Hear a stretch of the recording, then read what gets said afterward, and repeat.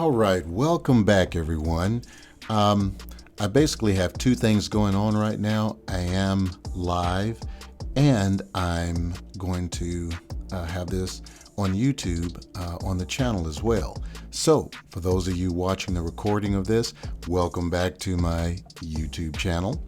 It is, if this is your first time here, please like, comment, subscribe, share, and hit that little notification button so that you'll be notified whenever I post a video.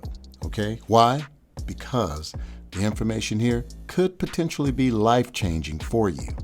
All right. Now, the question came from a young lady that wanted to know about credit repair and if some of the things that she heard was actually true.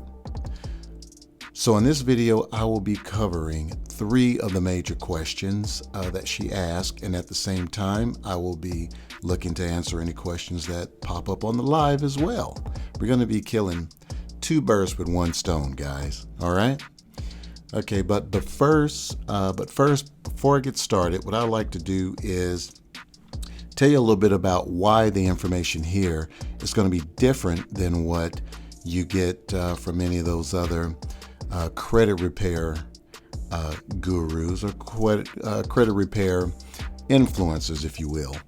Basically, 90% of what you hear on YouTube and Instagram and Twitter and all that are coming from credit repair specialists, if you will. But most of them have retained their information or gained their information from other people that are on the credit repair side, which I'm privy to that information as well. But the information that I find most valuable is coming from folks that have been on both sides, but mainly on the other side, on the side of the credit bureaus, on the side of the consumer financial specialists and attorneys, okay? People that have worked with the top 10 credit repair companies in the industry. Also, people that have worked with two of the three major credit bureaus.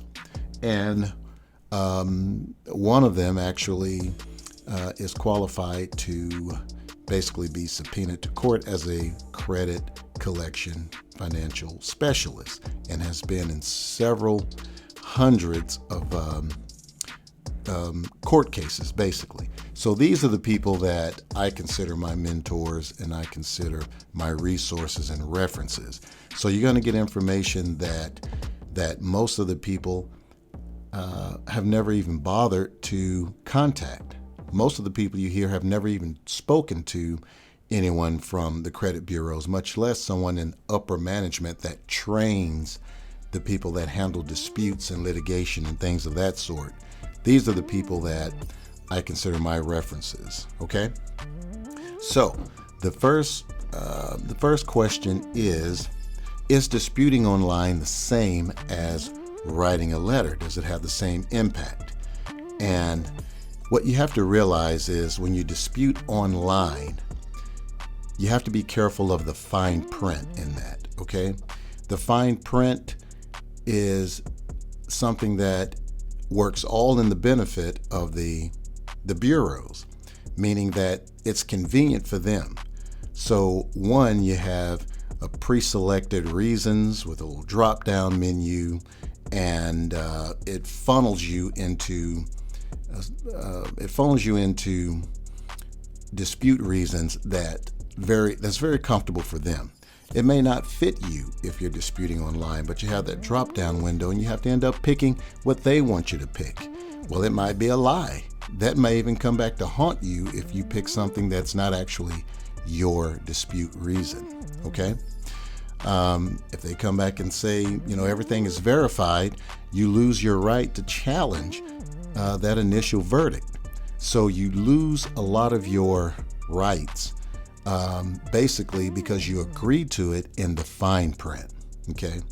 If you've ever had to sue, an attorney is going to want to see a paper trail, and you're giving up that paper trail when you dispute online. So the verdict is to not dispute online if at all possible. Take the time to write a letter some say even facts, but the tried and true method has still been on the side of writing letters. All of your rights since the beginning has been geared toward letter writing. Okay, so that's one. Let's look at number two. Number two is if you remove your aliases and old addresses from your report, you will stand a better chance getting negative accounts deleted. Okay, here's a situation.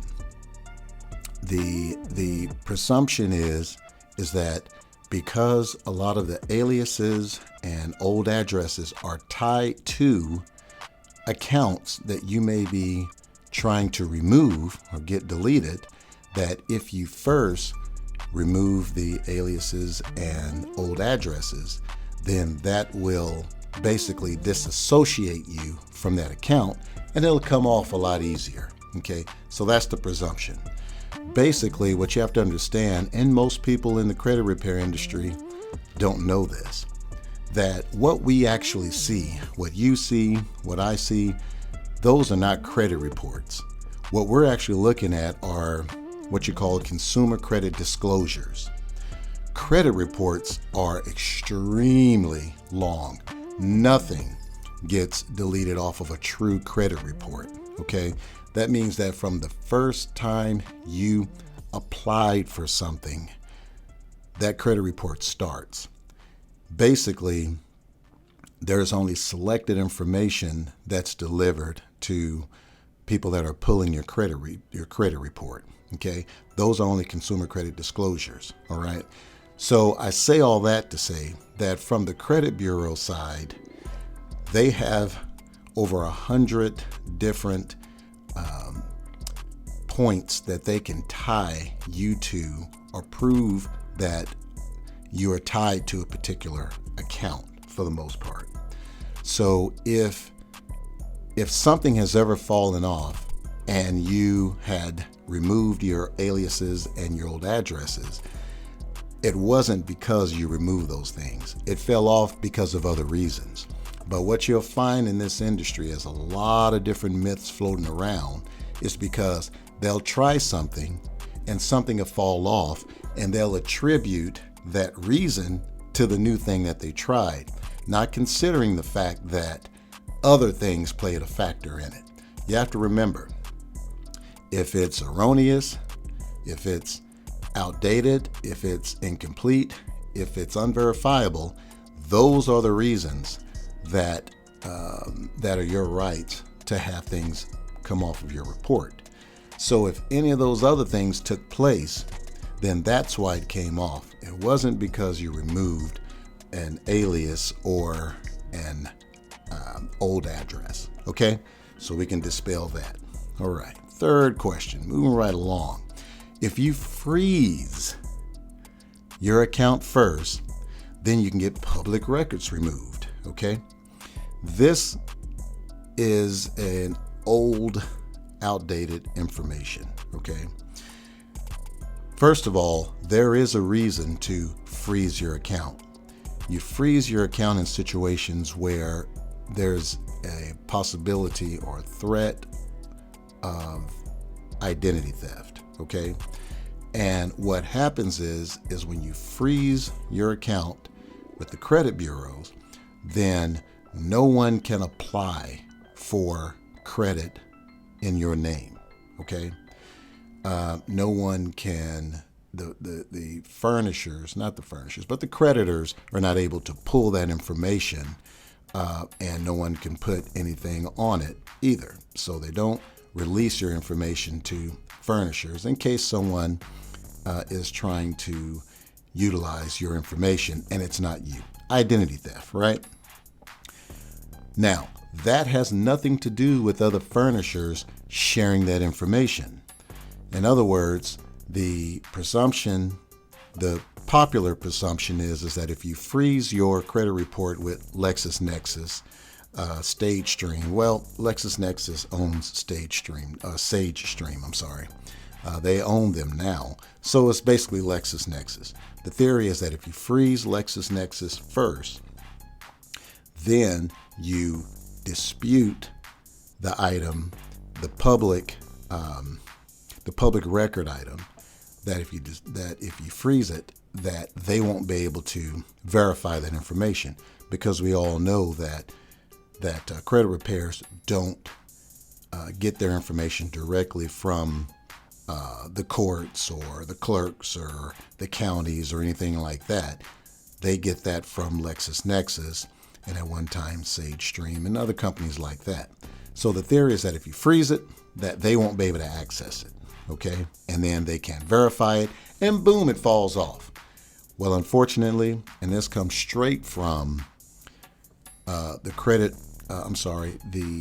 credit bureaus, straight from one of the directors for 30 years that also trained and was over their litigation department as well, that is not true, okay? So you can freeze it for identity theft situations, but not if you're trying to dispute something. It will have no effect, okay? Now, I know I said 3, but if you stay with me this long, then you're going to get a bonus. I'm going to give you a 4th one, okay? Should you be concerned with inquiries, okay? Now, what you have to understand is inquiries. Basically, inquiries, if this is your first time, you don't know, inquiries are when you apply for credit. You have hard inquiries, you have soft inquiries. The only ones that fall in that 10% that affects your credit score are hard inquiries. That's when you're applying for credit, or you're applying for anything. You're applying for a car or anyone that reports to the credit bureaus. If you apply, then it's looked as an inquiry, okay? Now, when you have someone spending all their time trying to dispute inquiries, quite honestly, you're wasting your time. Inquiries do not impact your credit score hardly at all. You have much bigger fish to fry than spending all your time trying to deal with a ton of inquiries. Here's the facts. Inquiry stays on your credit report for 2 years. It only potentially is considered for 1 year, okay? And that percentage is very, very small. So people are afraid that if they're applying for cars or applying for a home, that they don't want to go to too many places, because every time you go to a different dealership or a different lender, what happens, they call it deduped. They dedupe it, basically, meaning that if you have several that come in at one time within a 30 to 40-day time span, it's all looked at as one inquiry, okay? Looked at as one. So don't spend your time trying to do that. Fry the bigger fish, okay? And that's it. So that's what we'll deal with in this video and in this talk. And I've seen some of the other questions here dealing with the same thing, so we've already covered most of that. Let's see.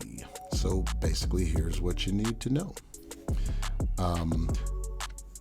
We've already talked about that. Let's see here. Okay. Well, we wanted to keep this nice, sweet, and short, so we're going to go ahead and end it now. Please remember to, if you're on YouTube, remember to like, comment, subscribe, hit the notification bell so you'll be notified. And I appreciate you being here. If you have any questions, please put them down in the comments. Y'all have a great day.